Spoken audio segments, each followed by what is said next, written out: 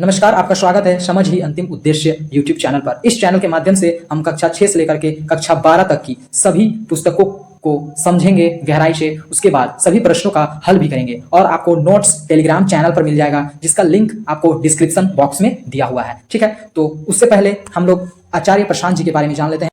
आचार्य प्रशांत जी दुनिया के सबसे ज्यादा फॉलो किए जाने वाले स्पिरिचुअल लीडर हैं। वे IAS, IIT, IIM, गेट जैसे टॉप एग्जाम क्लियर कर चुके हैं। इनके द्वारा करोड़ों विद्यार्थियों का जीवन बदल रहा है। उन्हें अवार्ड भी मिल चुका है एनवायरमेंट को सुरक्षा रखने के लिए। मैं एक वीडियो आपको रिकमेंड करना चाहूंगा, ऑपरेशन 2030। ये वीडियो आप अवश्य देखिएगा यदि आप अपने पृथ्वी से प्यार करते हैं तो।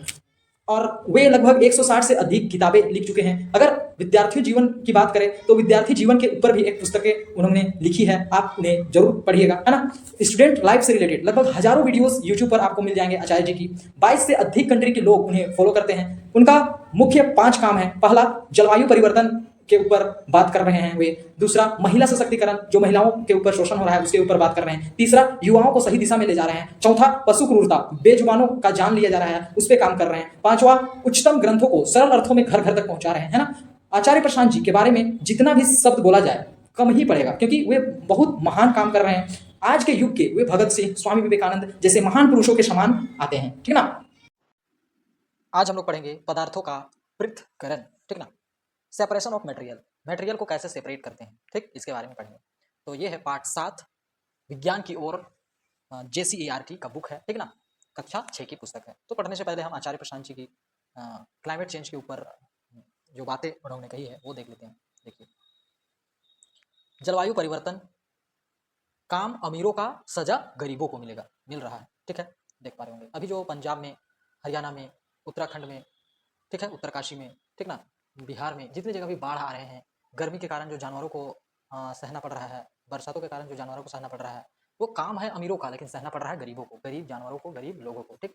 आचार्य प्रशांत जी क्या कहते हैं, पिछले 1000 साल में मानवता के सामने जलवायु परिवर्तन से बड़ी कोई समस्या नहीं आई, ठीक।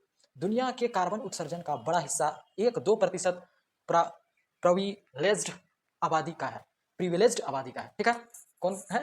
प्रिविलेज्ड आबादी करती है, और इसी ने सबको नशे में डाल रखा है। सारा काम अमीरों ने किया है और गरीब भुगत रहे हैं। यह मानव की उपभोक्ता प्रवृत्ति के कारण उत्पन्न संकट है। जिंदगी की एक समझ चाहिए जिसकी शिक्षा में नहीं दी जा रही है, ठीक ना। हम अपने आप को नहीं जानते और यही वजह है कि इंसान अब इस हालत में पहुंच गया है कि बचना बड़ा मुश्किल हो गया है। जैसा कि आप देख पा रहे हैं, अफगानिस्तान में भूकंप भी आया था, है ना।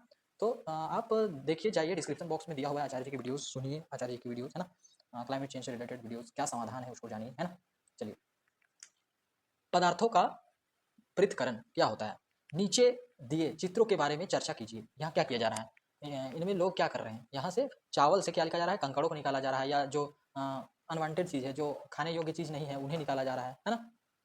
अगला, चाय से, देख रहे हैं, चाय को जब कप में लिया जा रहा है तो छन्नी लगाया गया है ताकि जो चाय पत्ती है वो छक जाए और चाय केवल अंदर जाए, है ना।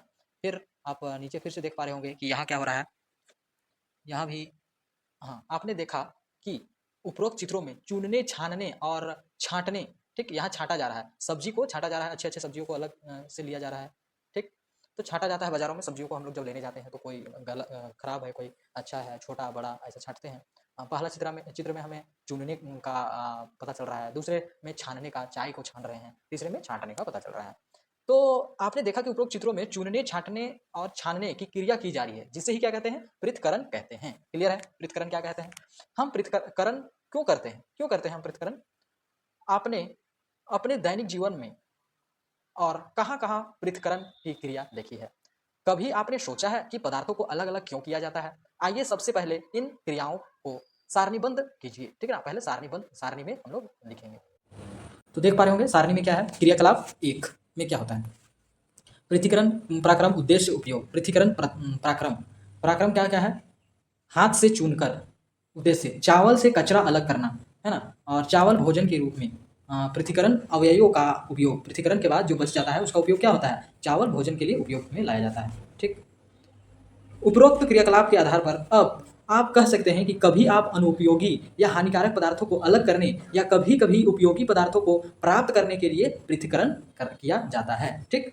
जल स्रोतों से प्राप्त जल को शुद्ध करने के लिए, जल स्रोतों से जल को शुद्ध करने के लिए, जल स्रोत मान के चलिए कुआं से, तालाब से, जहाँ से भी, वहाँ से प्राप्त जल को शुद्ध करने के लिए, ठीक ना, हम पृथक्करण का उपयोग करते हैं। पृथक्करण करने वाले पदार्थ से के कण को माप तथा अवस्था भिन्न भिन्न होती है। जो पृथक करने वाले जो पदार्थ होती है, पदार्थ के कण की माप, व उसकी या अवस्था, माप मतलब लंबा चौड़ा ऊंचा, ये अलग अलग होता है, या अवस्था भी, या तो वो ठोस हो सकता है, या लिक्विड हो सकता है, या गैस हो जा सकता है, ठीक ना, ठोस द्रव्य गैस ये भी हो सकते हैं।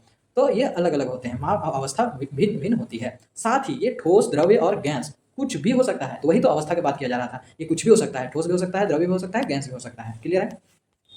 इस कारण पृथक्करण की विधियां भी भिन्न भिन्न होती है, इसलिए पृथक्करण का विधि भी अलग अलग है। जिस तरह जो कचरा होता है, कचरा का रूप जो होता है वो ठोस भी होता है, कभी कभी लिक्विड भी होता है, गैस भी हो सकता है। इसीलिए उसे छांटने का, चुनने का, और आपको और क्या था कि छानने का विधि भी अलग अलग होता है। ठीक, अब हम पृथक्करण की कुछ साधारण विधियों को विस्तार से जानेंगे। हस्त चयन विधि, हैंड पिकिंग। हैंड पिकिंग से समझ में आ रहा है कि हाथ से चुनना है। क्रियाकलाप दो, क्रियाकलाप दो में हमने क्या देखा है कि विद्यालय के पाठशाला से कुछ दाल, चावल इत्यादि को लेकर किसी बर्तन में फैला दीजिए। विद्यालय के पाकशाला से, पाठशाला नहीं, पाकशाला मतलब जहाँ खाना बनता है, ठीक, पाकशाला से क्या करना है, कुछ दाल, चावल इत्यादि लेकर के एक बर्तन में फैला देना है। अब आप उसमें से भूसा, डंठल, कंकड़ इत्यादि वस्तुएं चुनकर अलग कीजिए, ठीक ना। जैसे ही चुन के अलग करते हैं, अपने अनाज में से अवांछित पदार्थों को हाथ से चुनकर अलग किया। हाथ से चुनने की इस विधि को ही क्या कहते हैं, हस्त चयन कहते हैं। ठीक, हाथों से चुन करके अनवांछित पदार्थों को अलग करने की विधि को ही कहते हैं हस्त चयन कहते हैं। इस विधि का प्रयोग हम तब करते हैं जब अशुद्धियों की मात्रा कम होती है। हाथ से चयन विधि कब करते हैं, जब अशुद्धियों की मात्रा कम होती है। यदि अशुद्धियों की मात्रा ज्यादा होगी तो हम लोग दूसरी विधि को अपनाएंगे, अन्यथा बहुत समय लग जाएगा इसमें, है ना।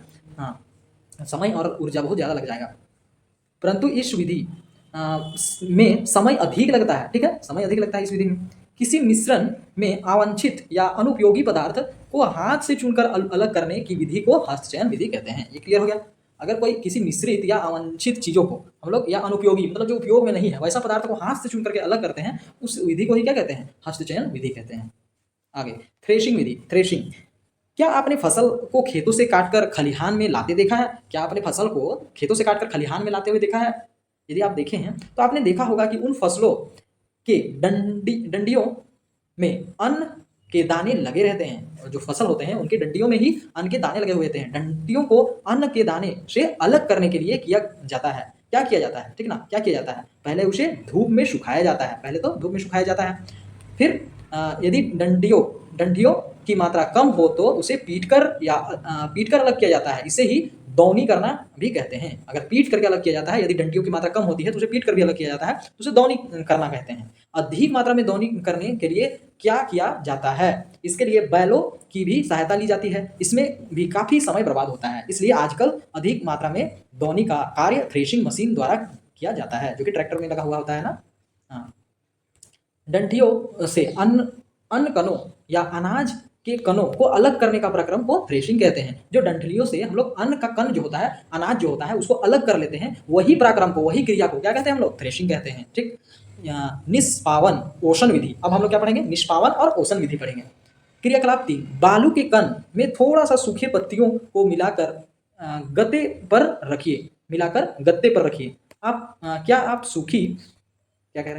सूखी पत्तियों को चुनकर बालू से अलग कर सकते हैं? सूखी पत्तियों को क्या चुन करके बालू से अलग कर सकते हैं? क्या ऐसा करने में आपको अधिक परेशानी का सामना करना पड़ता है? ठीक, बिल्कुल करना पड़ता है ना।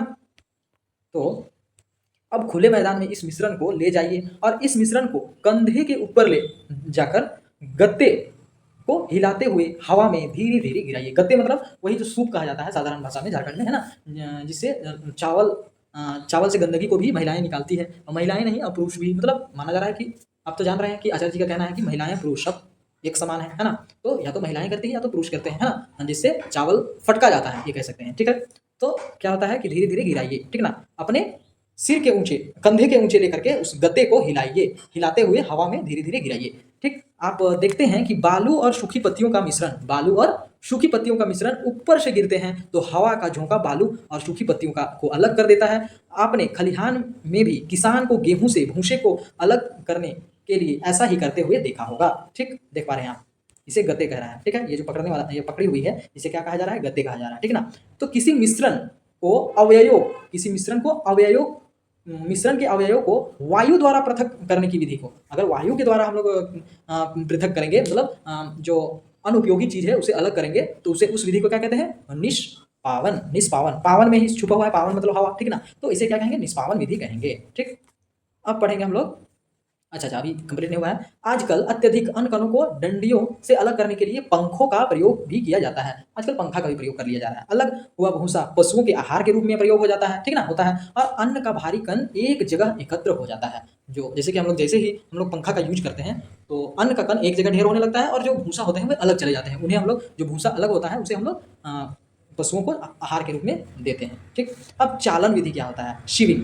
अपने अपने घर में आटा चालते देखा होगा, आटा को चालते देखा होगा आपने, ठीक। देख पा रहे हैं यहाँ पर कैसे चाला जा रहा है आटा, है ना।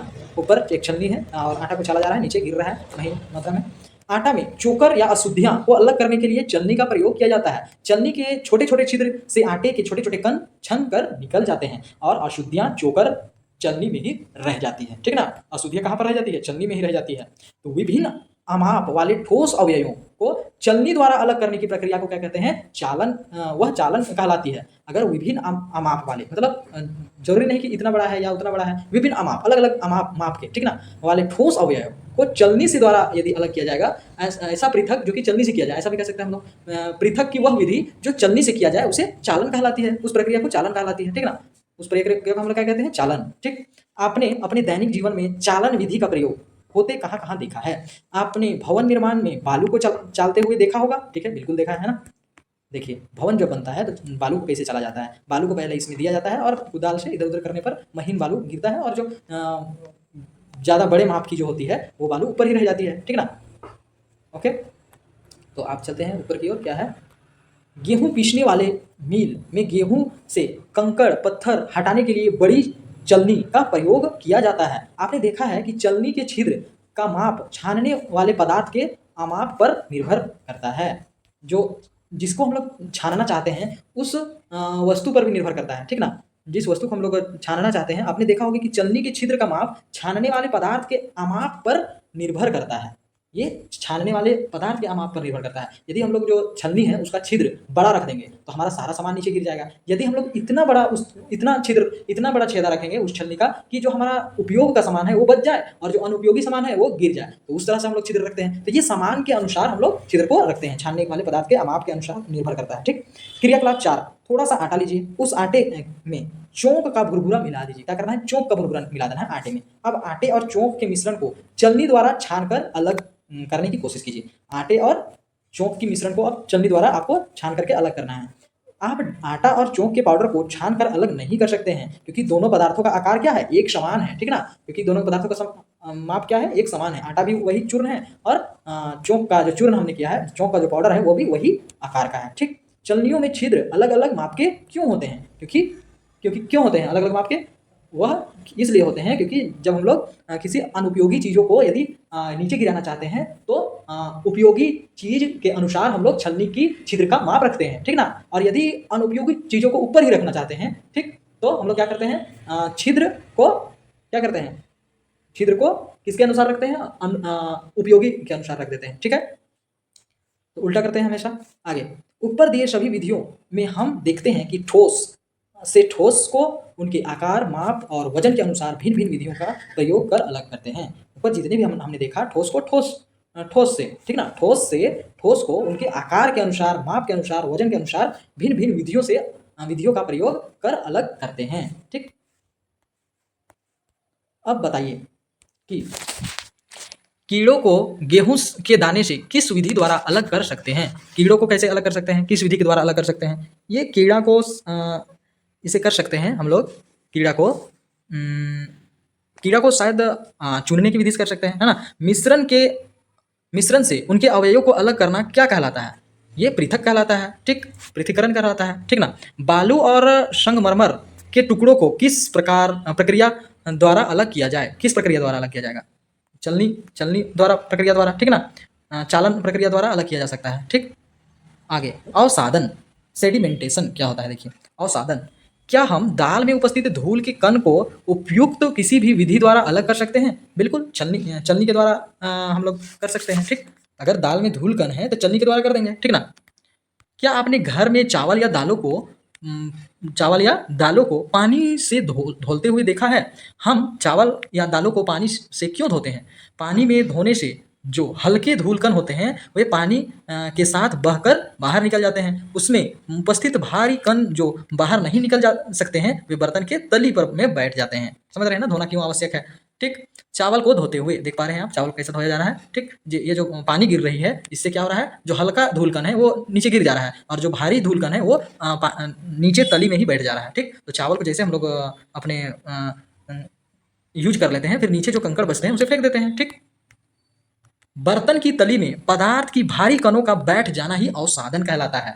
जो हम लोग बर्तन की तली में जो पदार्थ भारी मात्रा में बैठ जाती है, भारी कणों का बैठ जाना ही क्या कहलाता है, अवसादन कहलाता है, सेडिमेंटेशन कहलाता है। निस्तारण क्या होता है, डिकेंटेशन। आपने चावल को पानी से धोते समय देखा होगा कि हल्के धूलकण पानी के साथ बाहर निकल जाते हैं, यह क्रिया निस्तारण कहलाती है, ठीक। निस्तारण क्या कहलाती है वो समझ में आ गया, और अवसादन क्या कहलाता है वो समझ में आ गया, ठीक। क्लियर है। अवसादित मिश्रण को बिना हिलाए जल को उलेड़ने की क्रिया को निस्तारण कहते हैं। हाँ, लेकिन बिना हिलाए जल को उलेड़ना है, मतलब गिराना है, ठीक। अन्यथा वह धूल का कण नहीं आ पाएगा। अब निस्यंदन या छानना, फिल्ट्रेशन। आप चाय से चाय की पत्तियों को किस प्रकार अलग करते हैं? आप देखेंगे कि चाय की सभी पत्तियों को हम निस्तारण विधि द्वारा अलग नहीं कर सकते हैं। चाय जो हमने चावल के समय किया, जैसे कि हल्के चीज़ पानी के साथ ही बह करके निकल जाते हैं, तो चाय पत्ती भी हल्का चीज़ होता है तो बह करके बाहर निकल जाएगा, ऐसा नहीं हो पाता है, ठीक है। इसके लिए निस्तारण विधि काम नहीं आता है, ठीक ना। चाय को एक छन्नी में डालकर छानने से सभी पत्तियाँ छलनी में रह जाती है, सभी पत्तियाँ क्या होती है, छलनी में रह जाती है और लिक्विड द्रव्य वाला जो चीज़ हमारे कप में चला जाता है। तो किसी द्रव्य और ठोस के मिश्रण से ठोस को छलनी द्वारा अलग करने की विधि को निस्यंदन कहते हैं। किसी द्रव्य और ठोस के मिश्रण है, ठीक है, द्रव्य और ठोस का मिश्रण है, यदि हम लोग ठोस को किसी छलनी द्वारा अलग कर लेंगे तो उस विधि को क्या कहते हैं, निस्यंदन कहते हैं। क्लियर है। अब यहाँ देखते हैं, आइए जल को शुद्ध करें। कैसे जल को शुद्ध करते हैं? तालाब या नदी के गंदे जल को कांच के गिलास में रखिए, ठीक। पानी को आधे घंटे तक स्थिर छोड़ दीजिए। आप देखेंगे कि गिलास की तली में, मतलब गिलास के सबसे निचला भाग में मिट्टी के कण एकत्रित हो जाते हैं, बिल्कुल होते हैं। अब जल को बिना हिलाए गिलास को थोड़ा तिरछा कीजिए। अब क्या करना है, थोड़ा सा तिरछा करना है बिना हिलाए, देख पा रहे होंगे आप यहाँ पर, है ना। तो क्या होगा कि अब जल को बिना हिलाए गिलास को थोड़ा तिरछा कीजिए। इस गिलास को ऊपर के जल को दूर गिलास में उलेड़िए। अब ऊपर की जल को, ये ऊपर वाली जो जल है उसे दूर गिलास में उलेड़ देना है, ठीक है, मतलब यहाँ गिरा देना है। क्लियर है। आगे, यदि जल अब भी गंदा है तो हम फिल्टर पत्र द्वारा निस्यंदित कर सकते हैं, क्योंकि फिल्टर पत्र में अत्यंत सूक्ष्म छिद्र होते हैं, ठीक है ना। चित्र में दर्शाए विधि द्वारा फिल्टर पेपर को किप का आकार दीजिए और इसे एक किप मतलब समझ रहे हैं ना, इसको कहा जा रहा है किप। देखिए ये जो है ये किप का आकार है, ठीक ना। तो क्या करना है, किप आकार दीजिए और इसे किप में रखकर ऊपर से इसमें जल डालिए। बूंद बूंद कर एकत्र होने वाला जल पहले से काफी शुद्ध होगा, ठीक ना। सोचिए, कुएं या नदी के, तालाब के जल को हम लोग कैसे शुद्ध कर सकते हैं, ये हमने सीखा। देख पा रहे होंगे आप चित्र में, है ना, कैसा किया जा रहा है, ठीक। आगे, पानी शुद्ध करने में फिल्टर पेपर का उपयोग। क्या हम इस पानी को पी सकते हैं? नहीं, पानी तो साफ हो गया, परंतु इसमें रोग के कारक सूक्ष्म जीव मौजूद हो सकते हैं। पानी को पीने योग्य बनाने के लिए सूक्ष्म जीव से मुक्त करना आवश्यक है, ठीक। अब देखिए कैसा है फिल्टर, कैसा रहता है, आप देख पा रहे होंगे, है ना। बाजार में उपलब्ध जल शुद्ध करने का फिल्टर। हम अपने दैनिक जीवन में निस्यंदन किसे कहा जाता है, जिसमें एक द्रव्य चीज होता है और एक ठोस चीज होता है। तो ठोस चीज को छन्नी के द्वारा अलग कर लिया जाता है, उसी विधि को क्या कहते हैं, निस्यंदन कहते हैं। तो हम अपने दैनिक जीवन में निस्यंदन विधि का उपयोग बहुत ज्यादा करते हैं। चाय छानना ये बहुत ज्यादा होता है, ठीक ना। फल के रस से बीज को हटाने के लिए निस्यंदन करते हैं, है ना। चाय को छानने के लिए, फल के रस से बीज को हटाने के लिए। आप अपने घर में गंदे जल को साफ करने के लिए सूती कपड़ा का उपयोग निस्यंदक के रूप में करते हैं। सूती कपड़ा का भी यूज करके हम लोग गंदे पानी को छान भी लेते हैं, ठीक है ना, छान लेते हैं। आगे देखिए, वाष्पन, वेपोराइजेशन। क्रियाकलाप 5, एक बीकर में थोड़ा जल लीजिए, उसमें 2 चम्मच नमक घोल दीजिए। अब उस बीकर के जल को लगातार गर्म कीजिए, ठीक है ना। क्या करना है, 2 चम्मच नमक डाल करके एक बीकर में थोड़ा सा जल लेकर के और उसे लगातार गर्म करना है। जब सारा जल भाप बनकर बन जाता है तो बीकर के तले में आप क्या देखते हैं? जब सारा जल भाप बन के उड़ जाता है तो बीकर के तले में आप क्या देखते हैं? मतलब बीकर के नीचे क्या देखते हैं? बीकर के नीचे नहीं, मतलब अंदर ही लेकिन नीचे क्या देखते हैं? तो आप देखते हैं कि बीकर की तली में नमक जम जाता है, ठीक। जल से नमक को अलग करने के लिए वाष्पन प्रक्रिया का प्रयोग किया जाता है। यदि जल से नमक को हम अलग करना चाहते हैं तो वाष्पन प्रक्रिया का उपयोग किया जाता है, ठीक ना। यहाँ तो बेवकूफ़ी वाला काम हो गया, नमक को डाला गया, फिर उतना एनर्जी बर्बाद किया गया, उतना आपका गैस स्टोव खत्म हुआ, फिर नमक ही मिला, तो नमक डाला ही क्यों था, ये सोच रहे होंगे आप। नहीं, ये आपको इसलिए किया गया क्योंकि वाष्पन की क्रिया को आप समझ सकें, ठीक है ना। आगे, जल को उसके वाष्प में परिवर्तन करने की प्रक्रिया को वाष्पन कहते हैं। जल को यदि हम लोग वाष्प भाप में परिवर्तन कर देते हैं तो उस विधि को हम लोग वाष्पन कहते हैं। समुद्र के जल में अत्यधिक लवण घुले होते हैं। समुद्र के जल में बहुत ज़्यादा लवण मतलब नमक घुले होते हैं। इन्हीं लवणों में एक साधारण नमक है। हम समुद्र के जल को बड़े बड़े गड्ढों में भरकर छोड़ देते हैं। क्या करते हैं? समुद्र के जल को बड़े बड़े गड्ढों में भरकर छोड़ देते हैं। तो सूर्य के प्रकाश से जल गर्म होकर वाष्पन द्वारा धीरे धीरे भाप में बदल जाता है तथा लवण इन गड्ढों में ही रह जाता है। इस लवण को शुद्ध कर साधारण नमक प्राप्त किया जाता है, ठीक। उसे ही हम लोग उपयोग करते हैं, है ना। देख पा रहे होंगे समुद्र के जल को क्या किया गया है, छोटे छोटे गड्ढों में भर दिया गया है, ठीक। अब जैसे ही ये वाष्पन होके जितने भी जल हैं वो भाप बन जाते हैं और मिट्टी का जो नमक होता है वो बच जाता है और नमक को फिर निकाल के एक जगह जमा किया जाता है और इसे साधारण नमक बना करके और फिर बाजारों में बेचा जाता है, ठीक ना। समुद्र जल के नमक प्राप्त करना पृथक्करण की एक से अधिक विधियों का उपयोग। समुद्र का जल से नमक को अलग करने का अधिक विधि हो गई, एक से अधिक विधियां हैं, ठीक। आपने पदार्थों को पृथक करने की कई विधियों का अध्ययन किया, कई विधियों के बारे में आपने पढ़ा, अध्ययन किया। आपने यह भी देखा कि कई पदार्थ के पृथक्करण में सिर्फ एक विधि पर्याप्त नहीं है। किसी में एक विधि से काम नहीं हो पाता है, हमें कई विधियों से होकर गुजरना पड़ता है। ऊपर के क्रियाकलाप में आपने समुद्र से नमक प्राप्त करने की विधि को समझा, परंतु जरा सोचिए कि क्या समुद्र से प्राप्त नमक शुद्ध होता है? बिल्कुल नहीं। समुद्र से प्राप्त नमक में समुद्री जीव जंतु, रेत के कण इत्यादि मौजूद होते हैं। आइए हम इस एक क्रियाकलाप से समझेंगे कि समुद्र के नमक को किस प्रकार शुद्ध किया जाता है, ठीक। थोड़ा सा नमक लीजिए, उसमें कुल बालू तथा छोटे छोटे लकड़ी की तिल्लियाँ मिला दीजिए, ठीक है। नमक लेना है और उसमें क्या कर देना है, बालू और छोटे छोटे लकड़ी की तिल्लियाँ मिला देना है। अब इस मिश्रण को बीकर में रखकर उसमें जल मिला दीजिए। अब क्या करना है, क्या क्या हम लोग मिलाए, बालू मिला दिए, लकड़ी की छोटी छोटी तिल्लियाँ मिला दिए और नमक मिला दिए। बालू, नमक, लकड़ी की तिल्लियाँ और उसे एक बीकर में डाल दिए और जल मिला दिए, ठीक है ना। इसके बाद बीकर को कुछ देर स्थिर छोड़ दीजिए। अब बीकर को क्या करना है, कुछ देर स्थिर छोड़ देना है, शांत छोड़ देना है, हिलाना नहीं उसे, ठीक। दीजिए।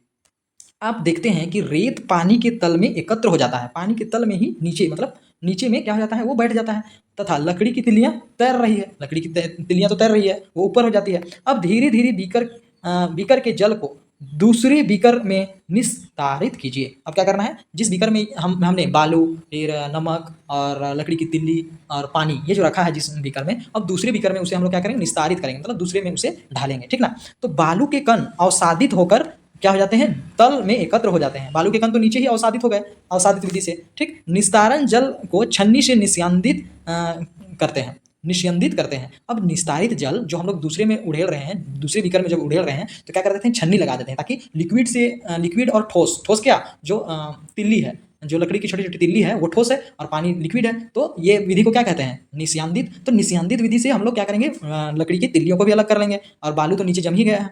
अब निस्तारित जल को छन्नी से निस्यंदित करते हैं। पानी में उपस्थित रेत के बड़े कण एवं लकड़ी की तिल्लियां छनकर अलग हो जाती है, ठीक। यहाँ क्लियर हो गया इतना तक।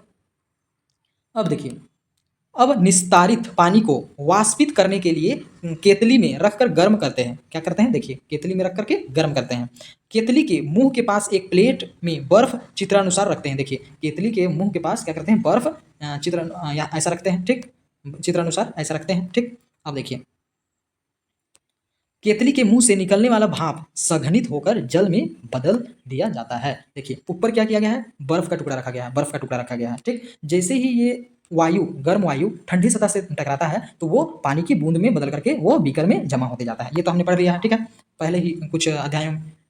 अब जब केतली का पूरा भाग वाष्पन के पश्चात सघनित हो जाता है तो केतली के नीचे एकत्रित शुद्ध नमक केतली के नीचे एकत्रित शुद्ध नमक को आप देख पाते हैं, ठीक है ना। तो केतली के नीचे जो एकत्रित शुद्ध नमक होता है उसे आप देख पाते हैं, तो ऐसा होता है। समझ सकते हैं कितना दिक्कत से किया जाता है ना। इन्हें भी जानिए। वर्तमान में मिलावट एक बहुत बड़ी समस्या हो गई है, हर जगह मिलावट हो रही है, धोखाधड़ी हो रही है, समझ सकते हैं।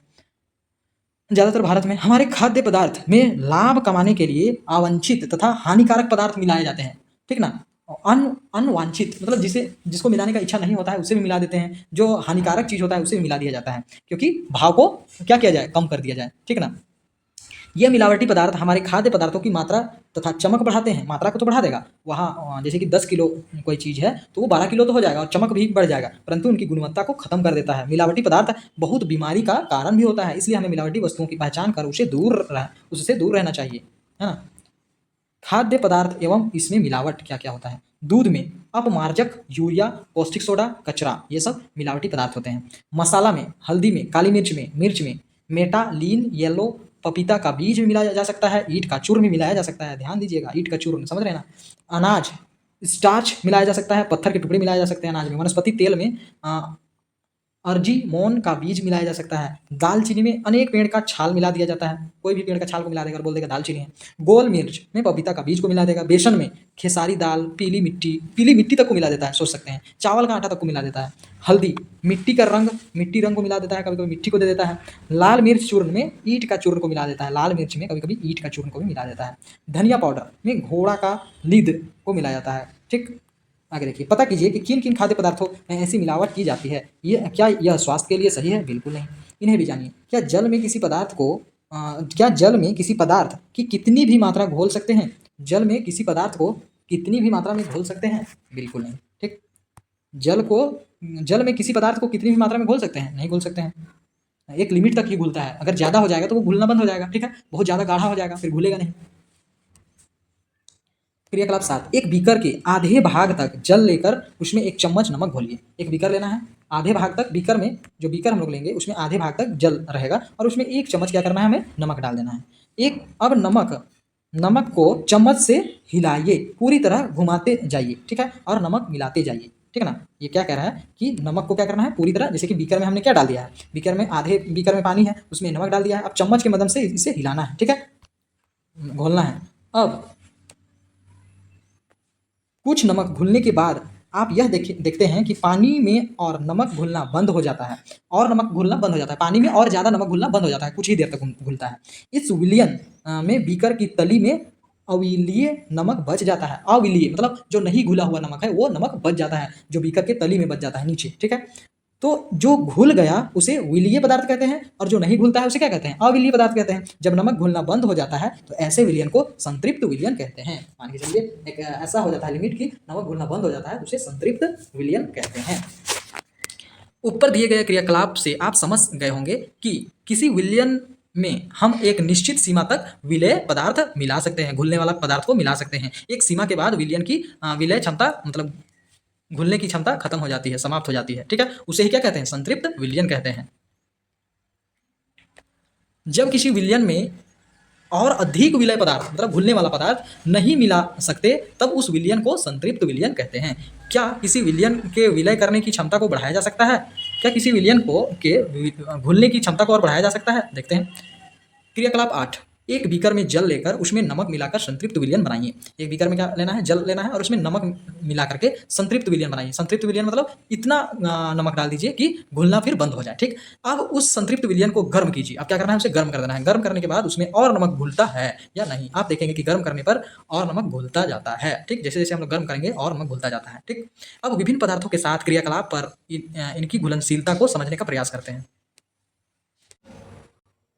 क्रियाकलाप 9 को देखते हैं हम, ठीक है। 3 बीकर में समान मात्रा में जल लेते हैं। 3 बीकर में क्या करें, समान मात्रा में, एक मात्रा में जल लेते हैं। एक बीकर में नमक, दूसरे बीकर में चीनी और तीसरे बीकर में बेकिंग पाउडर की मात्रा समान मात्रा मिलाते हैं। मतलब समान मात्रा में पानी भी लेना है और समान मात्रा में ये नमक, चीनी और बेकिंग पाउडर लेना है, ठीक। तीनों में अलग अलग चीज़ों को लेना है। तीनों बीकर में धीरे धीरे एक चम्मच चीनी, नमक, सोडा डालकर चम्मच से तब तक मिलाते रहेंगे जब तक कि और पदार्थ मिलाना बंद हो जाए, ठीक। देखिए क्या करना है, तीनों बीकर में धीरे धीरे 1 चम्मच चीनी, ठीक, 1 चम्मच तीनों बीकर में, अब क्या करना है, तीनों बीकर में 1 चम्मच चीनी, नमक, सोडा डालकर चम्मच से तब तक मिलाते रहेंगे जब तक कि और पदार्थ मिलाना बंद ना हो जाए। इन परिणामों को नीचे दी गई सारणी में अंकित कीजिए और क्या होता है वो आपको बताना है कि जल में घुलने वाले पदार्थ की मात्रा, नमक कितना चम्मच घुलता है, चीनी कितना चम्मच घुलता है, बेकिंग सोडा कितना घुलता है, वो लिखना है। ठीक, देखिए यहाँ पर देख पा रहे होंगे, जस्ट ऐसा ही किया गया है। 3 बीकर लिया गया है, नमक, चीनी और चीनी, नमक और बेकिंग सोडा दिया जा रहा है अलग अलग। ठीक है ना। उपरोक्त क्रियाकलाप में आपने देखा कि भिन्न भिन्न पदार्थों की घुलनशीलता जल में एक ही ताप पर भिन्न भिन्न होती है। एक ही ताप मतलब सब चीज़ क्या है, सेम ताप में है। किसी को गर्म तो नहीं किया जा रहा है, चूल्हे पर तो नहीं चढ़ाया गया है, नॉर्मल ऐसे ही खुले में रखा गया है। तो एक ही ताप में क्या होता है, घुलनशीलता जल में एक ही ताप पर भिन्न भिन्न होती है, अलग अलग होती है। ठीक, अलग अलग पदार्थों की घुलनशीलता अलग अलग होती है। नमक की अलग होती है, चीनी की अलग होती है, बेकिंग सोडा की अलग होती है, सबकी अलग अलग होती है। समान मात्रा में के जल में तीनों पदार्थों की भिन्न भिन्न मात्रा घुल सकती है। समान मात्रा के जल में तीनों पदार्थ की भिन्न भिन्न मात्रा अलग अलग मात्रा घुल सकती है। ठीक, आप बताइए तेल और जल के मिश्रण से उसके अवयवों को किस विधि से अलग कर सकते हैं। तेल और जल के मिश्रण से, तेल और जल को का मिश्रण है, अब उससे हमें क्या करना है, उससे अवयव को किस विधि से अलग किया जाए। इसमें किस विधि से अलग किया जाए, उसके अवयव को शायद निस्यंदन विधि से। ठीक है ना। जल को निस्यंदन विधि में क्या होता है, अगर हम लोग एक ठोस और एक लिक्विड होता है तो छलनी के माध्यम से हम लोग ठोस चीज़ों को अलग कर लेते हैं, उसे निस्यंदन कहते हैं। जल को उसके वाष्प में परिवर्तन करने की प्रक्रिया को क्या कहते हैं, वाष्पन कहते हैं। जल को वाष्प में बदलने की प्रक्रिया को वाष्पन कहते हैं। बर्तन की तली में पदार्थ की भारी कणों का बैठ जाना क्या कहलाता है, अवसादन कहलाता है। ठीक है, सेडिमेंटेशन। किसी द्रव्य और ठोस के मिश्रण से ठोस को छलनी के अलग किया जाता है, निस्यंदन कहलाता है। ठीक, पृथक्करण का हमारे जीवन में बहुत महत्व है। पृथक्करण मतलब सेपरेट करना, किसी अनुपयोगी चीज़ों को अलग करना, हमारे जो उपयोगी चीज़ों से अनुपयोगी चीज़ों को अलग करने बहुत महत्वपूर्ण है, जीवन में बहुत महत्वपूर्ण है उसकी। हम जानते हैं कि मिश्रित पदार्थ के अपने विशिष्ट गुण होते हैं। ठीक ना, इनसे जब पदार्थों को अलग किया जाता है तो अलग हुए पदार्थों के भी विशेष गुण होते हैं। जो अलग किए हुए पदार्थ होते हैं उसके भी विशेष गुण होते हैं। ठीक, जो गुण होते हैं इनकी उपयोगिता को देखते हुए इसे पृथक करना आवश्यक होता है। आपने दूध से मक्खन या घी को पृथक करते हुए देखा होगा। जहाँ एक और दूध के विशेष गुण होते हैं वहीं दूसरी ओर मक्खन या घी भी विशिष्ट गुण वाले होते हैं और ना मज़ेदार पृथक है ना मज़ेदार पृथक कह रहा है, बुक में कहा गया है ये है ना मज़ेदार पृथक। ठीक है, क्या आप लोग दूध पीते हैं? तो आचार्य जी की आप एक वीडियो सुनिएगा कि गाय का दूध लाल रंग का होता है। ठीक ना, ये आप वीडियो सर्च कीजिएगा, गाय का दूध लाल रंग का होता है। आप समझ पा रहे हैं कुछ? गाय का दूध तो हम लोग को नॉर्मली दिखता है व्हाइट कलर का, सफ़ेद कलर का, लेकिन गाय का दूध वास्तव में लाल कलर का। कैसे बताइए?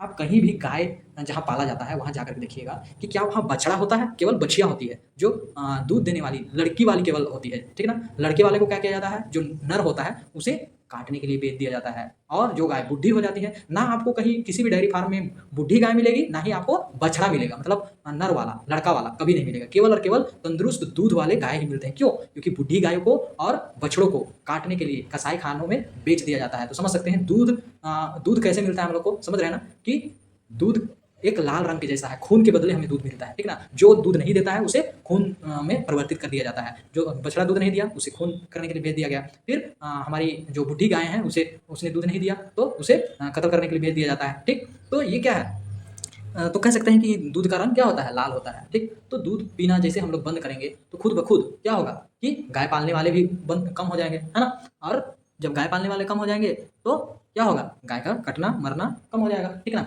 तो वीगन किसे कहते हैं ये आप जानते हैं क्या? वीगन मतलब होता है जो एनिमल प्रोडक्ट कुछ नहीं खाता है। ठीक ना, जो एनिमल प्रोडक्ट मतलब क्या हो गया, जैसे कि दूध हो गया, वो किससे आया, एनिमल से आया, जानवर से आया। तो जानवर से मिलने वाले या तो मांस हो या किसी भी तरह से अगर जो हमें मिलते हैं उसे नहीं खाते हैं, जो उसे वीगन कहते हैं। जो जानवरों से मिलने वाले चीज़ों को या जानवरों को नहीं खाते हैं उसे वीगन कहते हैं। ठीक, तो ये पशु क्रूरता जो की जा रही है बहुत गंदे मात्रा में किया जा रहा है। आचार्य प्रशांत जी बहुत ज़्यादा इस पर बात कर रहे हैं और बहुत से लोग वीगन बन चुके हैं और आचार्य जी लगभग लाखों जानवरों को बचा चुके हैं, है ना। तो दूध का रंग लाल है ये आप समझ चुके हैं और आप वीडियो देख लीजिएगा आचार्य जी की, आपको और डिटेल में समझ में आ जाएगा। अब आगे बढ़ते हैं।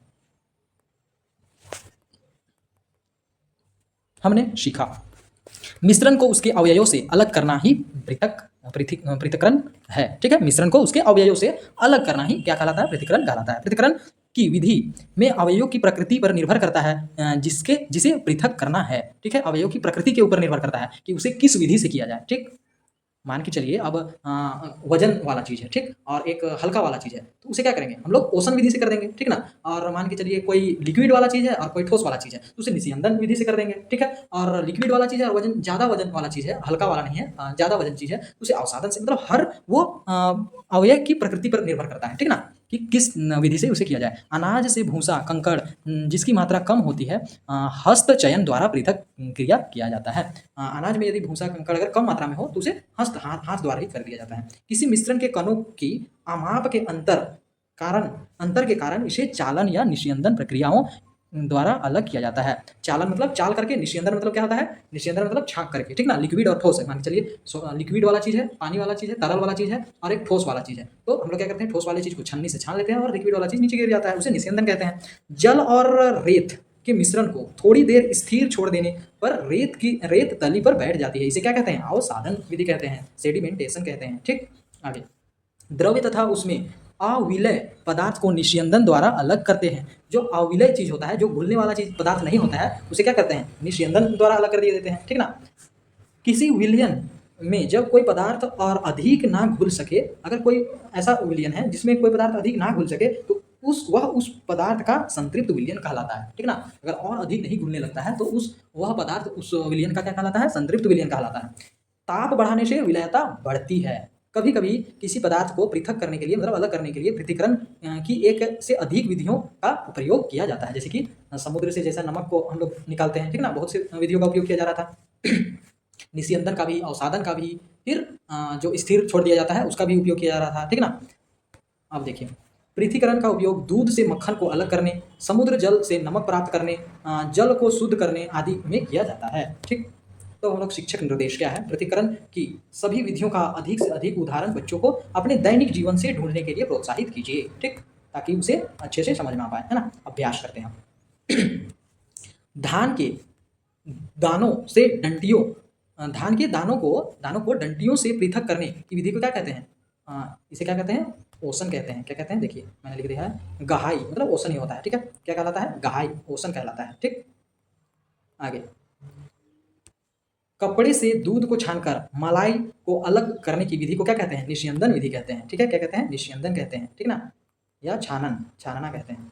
अगला सारा लिखा दिया गया है, आपको टेलीग्राम चैनल पर सारा मिल जाएगा, ठीक, टेंशन नहीं लीजिए। समुद्र के तल से नमक खाली स्थान द्वारा अलग किया जाता है। किसके द्वारा अलग किया जाता है, समुद्र के जल से नमक वाष्पन के द्वारा अलग किया जाता है। देखते हैं क्या है, वाष्पीकरण, बिल्कुल सही है, ठीक है। मतलब जल को भाप के रूप में बदला जाता है। कैसे बदला जाता है, हम बदलते हैं नहीं, सूर्य की रोशनी से वो बदलता है खुद ब खुद। जब गंदे जल को पूरी रात एक बाल्टी में रखा जाता है तो अशुद्धियां तली में बैठ जाती है। इसके पश्चात जल को ऊपर से पृथक कर लेते हैं। पृथक्करण की इस विधि को क्या कहते हैं हम लोग, पृथक्करण की इस विधि को हम लोग क्या कहते हैं, पृथक्करण अवसादन कहते हैं, ठीक ना। ठीक, तो देखते हैं क्या है आंसर, अवसादन, बिल्कुल सही जवाब है ना। क्या कहा जाता है, अवसादन कहा जाता है। ठीक, अगला, चावल से कीड़े को खाली स्थान विधि से अलग किया जाता है। ये प्रश्न भी था, ठीक ना। देखते हैं आंसर क्या होता है, हाथ से चुनना, बिल्कुल हमने सही जवाब दिया था, हाथ से चुन करके। ठीक, अगला प्रश्न क्या है, यहाँ थोड़ा धुंधला दिख रहा है प्रश्न, मैंने यहाँ प्रश्न लिख दिया है, आप यहाँ से देख सकते हैं, ठीक है। देखिए, हमें किसी मिश्रण के विभिन्न अवयवों को पृथक करने की आवश्यकता क्यों होती है, हमें किसी मिश्रण के विभिन्न अवयवों को पृथक करने की आवश्यकता इसलिए होती है ताकि अवांछित, मतलब जो जिसे हम लोग नहीं, जो हमारी इच्छा अनुसार नहीं होती है, जो सही नहीं होती है या हानिकारक पदार्थ होते हैं, उसे हटा सके, उपयोगी घटकों को प्राप्त कर सके, शुद्ध पदार्थ प्राप्त कर सके, इसके लिए हमें पृथक करना आवश्यक होता है। ठीक, अब अगला क्वेश्चन क्या है, पकाने से पहले दाल के किसी नमूने में आप भूसे एवं धूल के कण कैसे अलग करते हैं। ये तो आपका जैसे कि किसी जल से भर देते हैं, पहले उस कटोरे में क्या करते हैं, डाल लेते हैं और जल भर देते हैं, फिर जल को धीरे धीरे जब आप उड़ेलते हैं तो हल्का वाला कण बाहर आ जाता है और जो भारी कण होता है वो नीचे बैठ जाता है। ठीक, तो इससे अलग हो जाता है ना। तो कह सकते हैं पकाने से पहले दाल के नमूने को भूसे और धूल के कणों को हाथ से चुनकर और फटक करके मतलब वो जो सूप मैंने बताया था वही, उससे अलग कर दिया जाता है। एक कप चाय का मिश्रण है, ठीक, इसके अवयव का नाम लिखिए। एक कप चाय का मिश्रण है, अब उसके अवयव का नाम लिखिए। क्या क्या अवयव होगा, पानी होगा, चाय पत्ती का अर्क होगा, मतलब उसका चूर्ण होगा, ठीक है, चाय पत्ती का उसका अर्क मतलब चाय पत्ती नहीं होता है, चाय पत्ती का अर्क होता है, जो होता है हमारा चाय पत्ती हम लोग बोलते हैं, ठीक। चीनी होगा, दूध होगा, यदि उपयोग किया जाता है तो यदि वीगन है तो आप दूध का उपयोग नहीं करेंगे, ठीक ना। कोकोनट मिल्क या सोयाबीन मिल्क, कुछ भी मिल्क का उपयोग करेंगे। निष्पावन से क्या अभिप्राय है? निष्पावन से क्या अभिप्राय है? निष्पावन, पावन मतलब आप समझ रहे हैं ना, हवा। यह हवा द्वारा किया जाता है। यह कहाँ उपयोग किया जाता है? ये हवा में उपयोग किया जाता है, खुली मैदान में उपयोग किया जाता है। निष्वांदन एक विधि है जिसमें हवा वायु के प्रवाह का उपयोग करके हल्के और भारी घटकों को अलग किया जाता है। इसका उपयोग आमतौर पर अनाज के भूसे को अलग करने के लिए किया जाता है। ठंडे तथा गर्म जल में चीनी किसमें पहले घुलेगी और क्यों? ठंडे जल है और गर्म जल है, तो चीनी किसमें पहले घुलेगी? गर्म जल में, ठीक। अब देखिए क्यों चीनी गर्म जल में पहले घुलेगी, क्योंकि गर्म जल में अणुओं की गतिज ऊर्जा अधिक होती है, गति करने की ऊर्जा ज़्यादा हो जाती है, तो वो ज़्यादा जल्दी घुल जाएगी, जिससे चीनी की कण के साथ उसके टकराने की दर बढ़ जाती है और घुलनशील तेज हो जाती है, घुलनशीलता तेज हो जाती है। लोहे की कांटी, नमक, तेल एवं जल का मिश्रण आपको दिया गया है। प्रत्येक अवयव को अलग करने की विधि बिंदुवार लिखिए, ठीक है ना, बिंदुओं में लिखिए। तो क्या करेंगे? लोहे की कांटी को चुंबकीय पृथक्करण से अलग करेंगे, ठीक है। और नमक को निस्तारण कीप के द्वारा अलग करेंगे, ठीक है। तेल को ऐसे करेंगे, ठीक ना। देखिए चुंबकीय पृथक्करण से मिश्रण से लोहे की कांटी को चुंबक की सहायता से अलग करेंगे, निस्तारण या पृथक्करण कीप। तेल और जल के मिश्रण को पृथक्करण कीप का उपयोग करके अलग करेंगे, क्योंकि तेल जल से हल्का होता है और ऊपर तैरता है, ठीक ना। तेल जो होता है जल से हल्का होता है, इसलिए वह ऊपर तैरता है, तो उसे हम लोग अलग कर सकते हैं आराम से निस्तारण विधि से। मतलब आराम से किसी दूसरे बर्तन में उसे हम लोग उड़ेलेंगे, गिराएंगे, तो वो आराम से अलग हो जाएगा तेल। वाष्पीकरण, वाष्पीकरण से क्या करेंगे हम लोग? नमक और जल के घोल को गर्म करके जल का वाष्पीकरण करेंगे, जिससे नमक शेष रह जाएगा, नमक बच जाएगा, ठीक। अगला क्वेश्चन क्या है? क्या आटे और चीनी को पृथक करना संभव है? बिल्कुल। यदि हाँ तो इसे आप कैसे करेंगे? छलनी विधि से। हाँ, आटे और चीनी का पृथक करना संभव है, इसे छलनी का प्रयोग करके अलग किया जा सकता है। यदि चीनी के दाने आटे के कण से बड़े हो तब, यदि चीनी का कण भी आटे के कण के बराबर हो जाएगा तब तो बिल्कुल नहीं हो पाएगा। समुद्र के जल से साधारण नमक कैसे प्राप्त करेंगे? हमने पढ़ा था, ठीक। समुद्र के जल से साधारण नमक वाष्पीकरण विधि द्वारा प्राप्त किया जाता है। समुद्र के जल को बड़े उथल कुंडों में एकत्र किया जाता है, एक छोटे-छोटे गड्ढे बनाया जाता है, उसी में एकत्र किया जाता है, जहाँ सूर्य के प्रकाश, हवा से जल वाष्पित हो जाता है। वाष्पित होना मतलब जल भाप में बदल जाता है और नमक के क्रिस्टल, नमक के रूप जो होते हैं वे पीछे रह जाते हैं, वे बच जाते हैं। अगला 10 नंबर क्वेश्चन पढ़ते हैं। जल में चीनी तथा नींबू का रस मिलाकर शिकंजी बनाई जाती है, ठीक है। शिकंजी बनाई जाती है। आप बर्फ डालकर इसे ठंडा करना चाहते हैं। आप शिकंजी में बर्फ चीनी घोलने से पहले डालेंगे या बाद में डालेंगे? जैसे कि बर्फ आप पानी में चीनी को घोलने से पहले बर्फ को डालेंगे या बाद में डालेंगे बर्फ को, ये कह रहा है। किस प्रकरण में अधिक चीनी घोलना संभव होगा? यदि हम लोग बर्फ को डाल देते हैं तो वो और अधिक ठंडा हो जाएगा जल, ठीक ना, तो वो और अधिक ठंडा हो जाएगा। ठंडा जल में तो जल्दी घुलता नहीं है कोई भी चीज़, गर्म करना पड़ता है हमें, है ना। तो हम लोग क्या करेंगे? बर्फ डालने से पहले ही चीनी को घोल लेंगे, ठीक ना, ये हमने पढ़ दिया है, ठीक। आप शिकंजी में बर्फ चीनी घोलने के बाद डालेंगे, ठीक। चीनी घोलने से पहले बर्फ डालने से पानी ठंडा हो जाएगा और ठंडे पानी में चीनी का घुलनशील कम हो जाता है, इसलिए अधिक चीनी घोलना संभव नहीं होगा। गर्म पानी में चीनी अधिक घुलती है, इसलिए चीनी घोलने के लिए बर्फ डालना बेहतर है। इसलिए चीनी घोलने के बाद बर्फ डालना बेहतर है, ठीक। हाँ, सारा क्वेश्चन खत्म हो गया 10 तक। देखिए परियोजना कार्य क्या है। पेयजल शुद्ध करने हेतु आजकल क्या क्या उपयोग में लाया जा रहा है? पीने वाला पेयजल मतलब पीने वाला जो जल होता है उसे साफ करने के लिए आजकल क्या क्या उपयोग किया जा रहा है? फिल्टर सब किया जा रहा है, आरओ सब किया जा रहा है, ठीक ना। इसकी सूची बनाइए, उसमें किस प्रकार शुद्ध जल प्राप्त होता है उसे बताइए, बड़ों से पता कीजिए एवं इसकी एक रिपोर्ट तैयार कीजिए, ठीक है। ये सब आपको करनी है। तो ये चैप्टर खत्म हुआ, आपको नोट मिल जाएंगे, आप बने रहिए, ठीक है। यदि आपको इस वीडियो से हेल्प हुआ है तो मैं आप लोगों को एक काम दे रहा हूँ, उस काम को आप अवश्य ही पूरा कीजिएगा। आप देख पा रहे होंगे कि आपको वीडियो के नीचे मोर करके लिखा हुआ दिख रहा होगा, मोर करके, उस मोर पर आप क्लिक कीजिएगा, आपको डिस्क्रिप्शन पेज खुल जाएगा, ठीक है। डिस्क्रिप्शन पेज में फिर से आपको मोर लिखा हुआ दिखेगा, मोर पर फिर से आप क्लिक कीजिएगा, ठीक है ना, तो आपका डिस्क्रिप्शन ओपन हो जाएगा। आप नीचे की ओर स्क्रॉल करते हैं, आप देख पा रहे हैं कि क्लाइमेट चेंज बाय आचार्य प्रशांत जी, इस वीडियोज़ को अवश्य ही आप देखिएगा। क्लाइमेट चेंज के ऊपर आचार्य जी की वीडियो है, ये आज का सबसे बड़ा मुद्दा निकल चुका है। यदि आप अपने घर वालों से प्यार करते हैं, यदि आप अपने गाँव वालों से प्यार करते हैं, यदि आप अपने शहर से, अपने राज्य से, अपने देश से प्रेम करते हैं, अपने विश्व से, अपनी पृथ्वी से यदि आप प्रेम करते हैं, तो ये वीडियो को आप अवश्य ही शेयर कीजिएगा। आचार्य जी की जो वीडियो है क्लाइमेट चेंज का समाधान, ये वीडियो को आप देखिए, समझिए, ज़्यादा से ज़्यादा लोगों तक शेयर कीजिए, क्योंकि अगर आप अपने देश के लिए कुछ काम करना चाहते हैं, कुछ अपना स्वधर्म निभाना चाहते हैं, तो ये वीडियो को ज़्यादा से ज़्यादा लोगों तक शेयर कीजिए, क्योंकि सबसे बड़ा मुद्दा बन चुका है अभी क्लाइमेट चेंज। क्योंकि 365 में से ऐसा कोई भी दिन नहीं है जिस दिन हमारा क्लाइमेट ठीक है ना? और सबसे बड़ा नुकसान जानवरों को हो रहा है और गरीब तबके के लोगों को हो रहा है, ठीक है? जो कि इसके लिए वे जिम्मेवार भी नहीं है। जिम्मेवार तो वो अमीर लोग हैं जो ज़्यादा से ज़्यादा कार्बन फुटप्रिंट छोड़ रहे हैं और पृथ्वी को नुकसान पहुंचा रहे हैं, ठीक है?